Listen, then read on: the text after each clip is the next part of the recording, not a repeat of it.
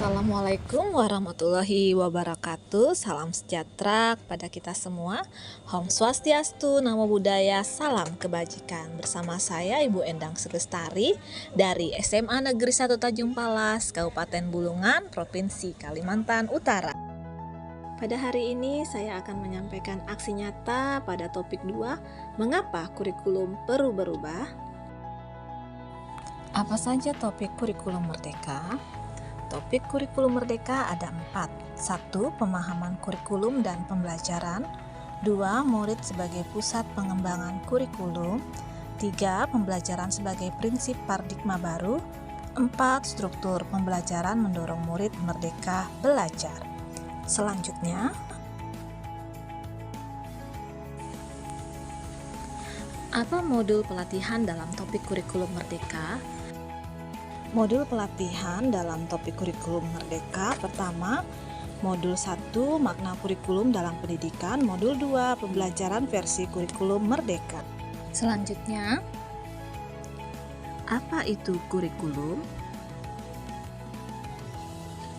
Kurikulum merupakan seperangkat rencana dan pengaturan mengenai tujuan, isi dan bahan pelajaran serta cara yang digunakan sebagai pedoman penyelenggaraan kegiatan pembelajaran untuk mencapai tujuan pendidikan tertentu. Selanjutnya, seperti apa kurikulum yang baik?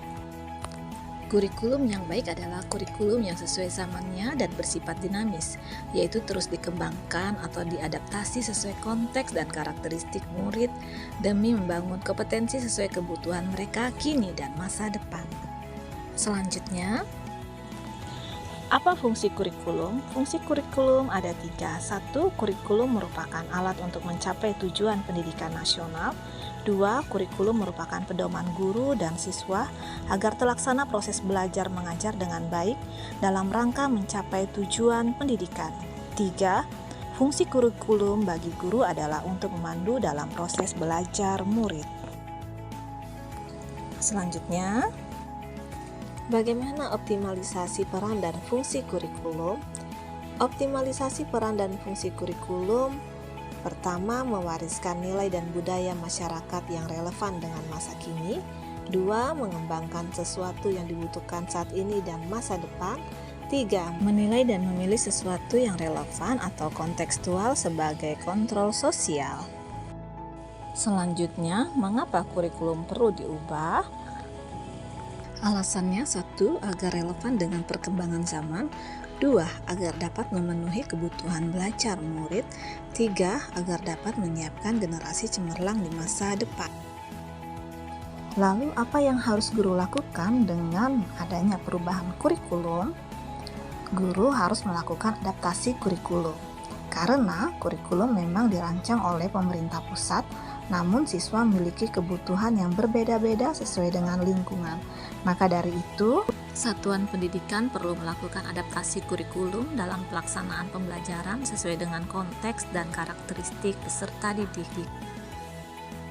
Apa alasannya? Karena letak geografis, keadaan lingkungan dan ekosistem sekolah, faktor budaya dan sosiologi, serta perbedaan murid menjadi alasan mengapa kurikulum dari pemerintah pusat harus melalui adaptasi terlebih dahulu dan disesuaikan dengan kebutuhan murid di sekolah.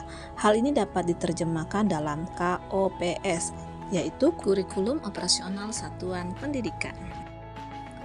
Apa wewenang sekolah? Setiap sekolah mempunyai kewenangan untuk mengatur alur tujuan pembelajaran, modul ajar, media ajar, sampai asesmen.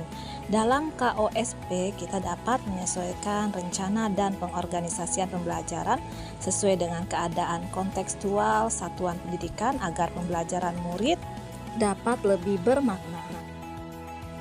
Selanjutnya, 5 prinsip pembelajaran paradigma baru ada 5. 1. Mempertimbangkan kebutuhan capaian pembelajaran. 2. Membangun kapasitas belajar murid menjadi pembelajaran sepanjang hayat. 3. Mengarah pada masa depan yang berkelanjutan. 4. Menyesuaikan konteks kehidupan murid. 5. Mendukung perkembangan kognitif dan karakter murid.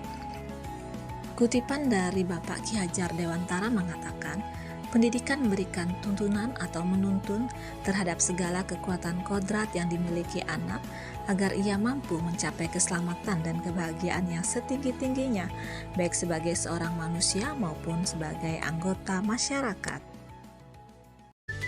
Kesimpulan, jadi kurikulum perlu mengalami perubahan sesuai dengan perkembangan zaman. Selanjutnya, kurikulum bersifat dinamis dan terus diadaptasi sesuai konteks dan kebutuhan murid untuk membangun kompetensi sesuai masa kini dan masa mendatang. Dan selanjutnya, kondisi lingkungan peserta didik harus dipertimbangkan dalam menyusun kurikulum satuan pendidikan. Bapak dan Ibu guru hebat yang saya hormati, saya mengharapkan umpan balik setelah mendengarkan pemaparan tentang materi mengapa kurikulum perlu diubah dengan mengisi link Google Form berikut atau klik yang ada di kolom deskripsi di bawah ini atau di kolom komentar. Semoga bermanfaat untuk kita semua. Salam dan bahagia.